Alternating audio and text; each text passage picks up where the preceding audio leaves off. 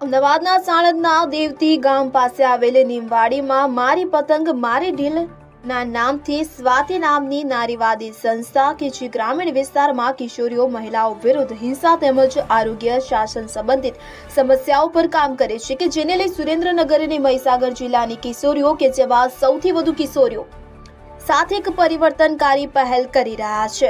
Digital દુનિયામાં તેમની ભાગીદારી જેવા વિષયો પર 3 દિવસીય સેમિનાર કે જેમાં 16 થી 20 વયની કિશોરીઓ સાથે 19 થી 20 ડિસેમ્બર સેમિનાર રાખેલ છે કે જેમાં કિશોરીઓ અલગ અલગ વિષયો પર અભ્યાસ કરી રહી છે। Reporter Chirag Patel, SGI news, Sanand.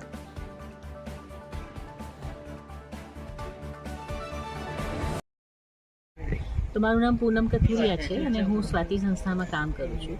હાલ અમે અહીંયા 2 જિલ્લામાંથી 100થી વધારે છોકરીઓ અહીંયા 3 દિવસથી હાજર છે અને એક ચર્ચા જે છોકરીઓના સવાલોમાંથી ઊભી થઈ છે કે ભાઈ અમારા કરિયરનું શું, અમારા શિક્ષણનું શું, વહેલી ઉંમરના લગ્નનું શું, કારણ કે છોકરીઓને ક્યાંક એવું લાગે છે કે અમારું ભવિષ્ય તો ઘરકામમાં જ બંધાઈ જાય છે અને ખાસ કરીને ગ્રામીણ ક્ષેત્રની જે છોકરીઓ છે એમને આ બહુ જ મોટો પ્રશ્ન ઊભો થાય છે કારણ કે મોબાઈલ ફોન, ડિજિટલ મીડિયા એ બધી વસ્તુઓથી યા તો એ વંચિત રહી જાય છે યા પછી કોઈક વાર એ લોકો જોખમમાં પણ પડી જાય છે। તો અહીંયા અલગ અલગ શૈક્ષણિક સત્રો દ્વારા અમે ડિજિટલ મીડિયાને સેફલી કેવી રીતે વાપરવું, કયા પ્રકારની છેડતી પબ્લિક સ્પેસીસમાં અથવા જાહેર ક્ષેત્રોમાં થાય છે એની પણ ચર્ચા થઈ, કોની સાથે ચર્ચા કરી શકાય અને આની બહાર ચર્ચા લાવીએ તો જ આપણું જાહેર ક્ષેત્રનું છેડખાની કે જે એબ્યુઝ થાય છે એ અટકશે, એ પ્રકારની ઘણી બધી ચર્ચા। અને એ સિવાય લગ્ન જીવન કેવું હોવું જોઈએ, 2 પાર્ટનર્સ વચ્ચે સમાનતાનો આપણું અર્થ શું છે।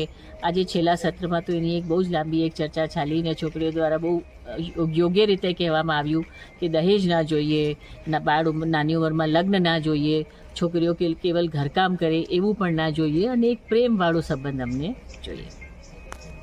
મારું નામ ખુશી છે। હું મહીસાગર જિલ્લાના કાલીબેલ ગામમાંથી આવું છું।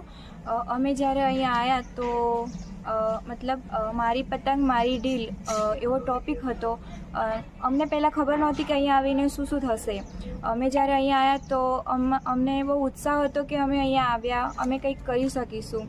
અહીંયા અમને લેક્ચર આપવા માટે બહુ બધા મેડમો આવ્યા।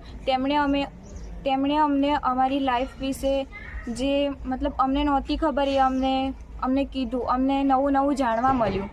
અને જે હમણાં આ મેરેજની એક્ટિવિટી કરી તેમાં બહુ બધું એવું બતાવવામાં આવ્યું કે જે આપણને નથી ગમતું, જેમ કે વિદાય, એક છોકરી જ કેમ પોતાના ઘરેથી જાય છે। બીજું કે જે દહેજ પ્રથા છે તે બંધ કરવી જોઈએ। મારું નામ જાદવ વૈશાલી છે। હું પાટડી તાલુકામાંથી આવું છું, સુરેન્દ્રનગર જિલ્લો છે। અહીંયા અમારો આ જે પ્રોગ્રામ હતો એનું નામ મારી પતંગ મારી ઢીલ હતું। એટલે મારી પતંગ મારી ઢીલ એટલે કે મારું જીવન અને મારે કઈ રીતે છૂટી જોઈએ તે માટેની અહીંયા વાત કરવામાં આવી હતી અને કિશોરીઓને શીખવાડવામાં આવી હતી। તેમાં બી અલગ અલગ જિલ્લાઓ અને તાલુકામાંથી લેવામાં આવી હતી। એ મહીસાગર અને પાટડી એટલે સુરેન્દ્રનગર બાજુથી। અહીંયા કણે છોકરીઓને એ શીખવાડવામાં આવ્યું કે તે પોતે આગળ કેમ વધવા, ક્યાં જવા માંગે છે, તે પોતાને ક્યાં જોવા માંગે છે, કે સ્ત્રી પર જ બધા અત્યાચાર થાય છે, કોઈ પુરુષ પર થોડા થાય છે। એમ કે ઘરનું કામ કરવું તો માત્ર એ સ્ત્રીએ જ કરવું, પુરુષે નહીં કરવું, એમ એવું ક્યાં લખેલું છે।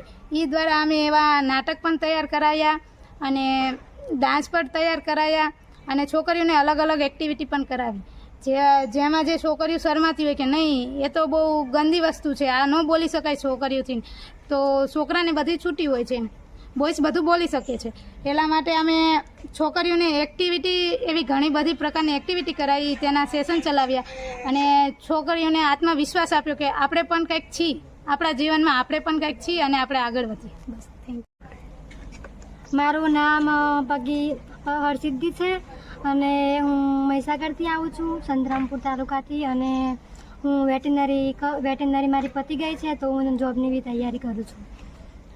અમે અહીંયા આવ્યા કૃષ્ણાબેનની જોડે તો અમને બહુ બધું શીખવા મળ્યું છે અને જે કરવા માગતા હતા એ બી અમે કરી શકીએ એટલો અમને આત્મવિશ્વાસ આવ્યો। અને જો અમે આ લગ્નમાં જે બાળ લગ્ન થાય છે અને દહેજ એ બધું થાય છે એ બધું બદલાવવું જોઈએ।